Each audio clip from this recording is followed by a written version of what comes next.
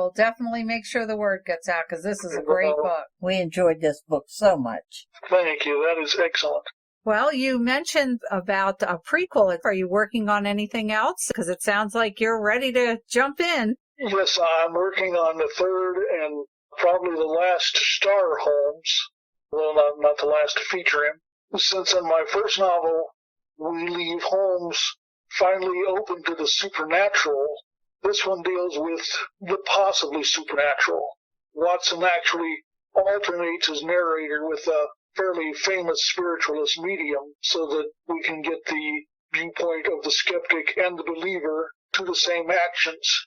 Are you using Madame Blavatsky? No, I'm actually using a woman called Estelle Richardson, who was an English medium at this time and was one of the best English mediums, partly because she would not be tested. It's about the curse of King Tut.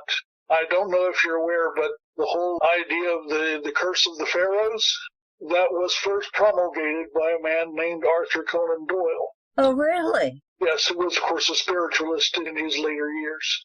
He had an interview right after Lord Cornwall's death, in which he stated that it was elementals guarding the tomb. That was where it all began. I did not know that. Well, you've taught us something today. Back to your book for a little bit, I have to tell you, I really enjoyed Holmes's portrayal of an American. I thought that was quite comical. Well, it was a real person, actually. Mm-hmm, yes. An early mob figure, so I decided to just lift him. Yes, it was great fun, because he can really let his hair down and say things that Holmes would never say in any other circumstance. And I thought it was great that Higgins pretty much had him pegged the whole, not who he was, but that he wasn't really American. No. As I read that, I was picturing Jeremy Brett trying to come up with an American accent that was believable, and it wasn't. Well, now, of course, Jeremy Brett was not only Holmes, but Jeremy Brett in My Fair Lady was Freddie. Yes. That's right. That's right. Wow. So, yeah, you've got it all connected. Tim, we enjoyed this book so much, and we enjoyed talking with you. Please keep us informed of when you have a new book coming out, because we will definitely mention it on the show or even have you back. Oh, I definitely will. Probably next January. Ah, okay. Very good. Very good. So we don't have to wait too long. Well, it seems like forever to me, but not too long. Well, you enjoy the rest of your day, and thank you again for talking with us. Thank you so much. I really enjoyed it. And we wish you all the best with your writing and your health. Stay healthy and get some more books out. All right. Thanks, Tim. Take care. This book was fun. F-U-N fun. It was fantastic. It's a mashup. Think Sherlock Holmes, Eliza Doolittle, Professor Higgins, and Jekyll and Mr. Hyde. Put them all together in a pot and come up with a story.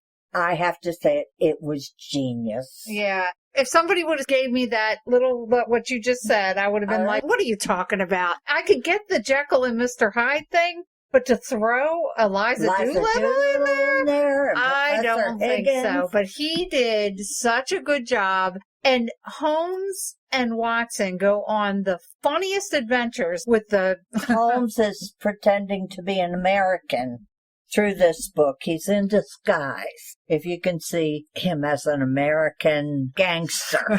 I think he was living a fantasy. And Watson was his valet. Which was hilarious because Watson had to sleep with the staff. Maid. Here, Sherlock is living in luxury at Professor Higgins' house. And he's living with the maids and the butler. Yeah, and he was not happy about it. You're a fan of Sherlock, but also wanted to suspend belief a little bit. And, of course, this is when Sherlock has retired. He's on his farm with his bees. Yes. And he finds out about this case and is intrigued right away. Colonel Pickering, Prose Watson, who took the case to He asked Sherlock him to take Holmes. it to Sherlock. Sherlock Holmes is not interested in cases very much anymore. But I think this one intrigued him. I just absolutely loved everything about this book. I liked the beginning, the middle, and the end. I thought the end was great. Other than there's one little thing we can't say because it kind of ruins it. Like I say, this book is fun. You laugh out loud at parts of it. But it was also intelligently written. There were funny parts, but it wasn't silly. It was very well done. He sticks to the canon as much as possible. But like I said during the interview, I really enjoyed the fact that Watson, that we got to witness his skills as a deducer. Yes. I'm looking forward to the next book he comes out with. It just sounds like so much more fun. When you read as many deep, dark mysteries as we do, when we find one that's fun, it just lightens. Especially one that's intelligent written, not cozy that kind of is a little silly. It was just so well done. It's hard to explain without giving anything away. You will not be sorry. We get to visit with one of the Baker Street irregulars that's grown into adulthood, and a couple of the police officers that helped out during the regular Holmes cases. And a foe of Sherlock. Oh, yes. It was great fun. So definitely rush to your local independent bookstore and pick this book up. It's The Strange Case of Eliza Doolittle. We thank Tim. And we thank 7th Street Books for sending us a copy of the book. My new and noteworthy book, While Justice Sleeps. It's by Stacey Abrams, and yes, it's that Stacey Abrams. From celebrated national leader and best-selling author Stacey Abrams, While Justice Sleeps is a gripping, complexly plotted thriller set within the halls of the Supreme Court. Avery Keene, a brilliant young law clerk for the legendary Justice Howard Wynne, is doing her best to hold her life together when the shocking news breaks that Justice Wynne has slipped into a coma. Avery's life turns upside down. This book put out by Doubleday, and it releases on May 11th. My new and noteworthy book is by friend of the show, Annette Dashofee. It's Death by Equine is the first in a new series. Veterinarian Jessie Cameron agrees to fill in for her mentor, Doc Lewis, at Riverview Racetrack so he can take a long overdue vacation when he's tragically killed by one of his equine patients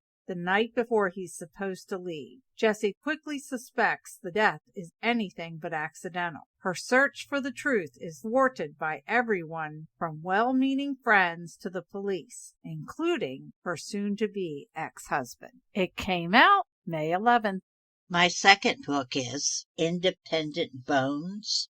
It is number 23 in the Sarah Booth Delaney Mystery Series. It is put out by Minotaur Books, and it is by Carol Haynes. When Dr. Aliyah Diakos, a visiting professor of Greek literature, comes to teach at Old Miss, it doesn't take long for controversy to follow. With her fervent feminist ideals and revolutionary learnings, she quickly earns the admiration of many and the ire of others. During a speech in the park, in which Aliyah tries to organize the women of Xenia to demand equal pay, the crowd gets unruly, with men heckling the professor. When P.I. Sarah Booth Delaney finds a sniper rifle and scope in the bushes, she begins to worry there are more than fighting words at stake. Trivia! Last week's question was, which famous mystery author is also a professor of medical law? A. Alexander McCall Smith, B. Lee Child, C. John Grisham, or D. Douglas Preston? The answer is A. Alexander McCall Smith. He was, until 2005, a professor of medical law at the University of Edinburgh, but gave up the position to concentrate on his writings. This week's question is, mystery author Robert B. Parker started a production company called Pearl Productions. What was the company named for? A, his wife, B, his cat, C, his dog, or D, his mother? Good luck. And so, that brings us to the end. Remember, Life would be boring without a little mystery. Bye. Bye.